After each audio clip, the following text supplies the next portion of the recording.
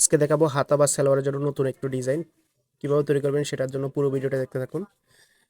তো প্রথমে আমাদের এরকম লুপ তৈরি করে নিতে হবে সমানভাবে। তারপর এখানে 3 ইঞ্চি পরিমাণ একটা কাপড় নিয়ে নেবেন যেটা মাঝ বরাবর থাকবে। আর লুপগুলো অবশ্যই আপনারা 5 ইঞ্চি পরিমাণ করে নেবেন। তো আমি 5 ইঞ্চি পরিমাণ করে নিয়েছি। এই যে 5 ইঞ্চি 5 ইঞ্চি পরিমাণ করে নেওয়ার পর এখন আমাদের যে কাজটা করতে হবে, এই যে কাপড়টা দেখতেছেন এটাতে 1.5 ইঞ্চি পরিমাণ করে দাগ দিয়ে নেব প্রতিটাতে। তো আমি 1.5 ইঞ্চি পরিমাণ করে দাগ দিয়ে নিচ্ছি। আপনারাও সেমভাবে দাগ দিয়ে নেবেন। আপনি যদি আমার চ্যানেলে নতুন হয়ে থাকেন আমার চ্যানেলটি সাবস্ক্রাইব করে দিবেন, আর ফেসবুক থেকে দেখে থাকলে পেজটি ফলো করে দিবেন। তারপর এই দাগ বরাবর এগুলোকে আমরা সেলাই করে দিব। তো আমি যেভাবে সেলাই করতেছি অবশ্যই আপনারা সেমভাবে সেলাই করে দিবেন।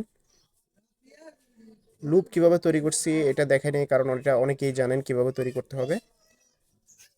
যারা লুপ তৈরি করতে পারেন না অবশ্যই কমেন্টসের মাধ্যমে জানাবেন। নেক্সট ভিডিওর মাধ্যমে আপনাদের কমেন্ট ধরেই এটা তৈরি করে দিব। তারপর এটাকে এভাবে ধরে বসিয়ে সেলাই করে দিব। অবশ্যই এটা উল্টা পাটে ধরে সেলাই করে দিব। তো আমি যেভাবে সেলাই করতেছি অবশ্যই আপনারা সেমভাবে সেলাই করে নেবেন। সেলাই করার পর এখন আমরা এখানে যে কাজটা করব, এখানে একটা চাপ সেলাই দিয়ে দিব। আমি যেভাবে দিচ্ছি চাপ সেলাই আপনারাও সেমভাবে চাপ সেলাইটা দিয়ে দিবেন। চাপ সেলাই দেওয়ার পর এখন এটার ভিতরে ফিতাটা ঢুকিয়ে এভাবে সমান করে অবশ্যই এভাবে সমান করে বসিয়ে নেবেন। আমি যেভাবে বসাচ্ছি আপনারা সেমভাবে বসিয়ে নেবেন।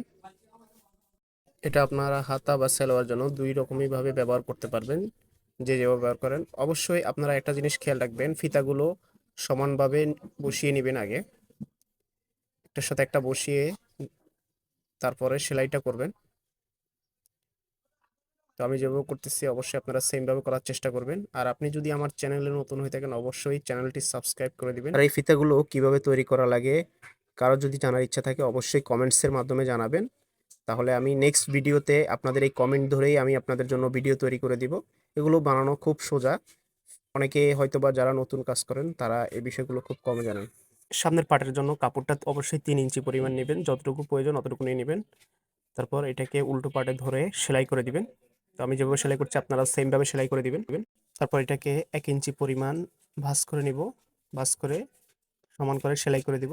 তো আমি যেভাবে সেলাই করতেছি আপনারা অবশ্যই এভাবে সেলাই করে দিবেন। তো দেখেন কমপ্লিট হয়ে গেছে আমার ডিজাইনটা। অনেক সুন্দর একটি ডিজাইন। এটা আমি যেহেতু হাতার জন্য তৈরি করছি, তারপর এটা হাতার মাথাটা কমপ্লিট করে আমি দেখাচ্ছি কেমন হয়েছে হাতার ডিজাইনটা। ভিডিওটি যদি আপনাদের ভালো লেগে থাকে অবশ্যই লাইক কমেন্ট শেয়ার করে দেবেন। আর আপনি যদি আমার চ্যানেলে নতুন হয়ে থাকেন অবশ্যই চ্যানেলটি সাবস্ক্রাইব করে দেবেন।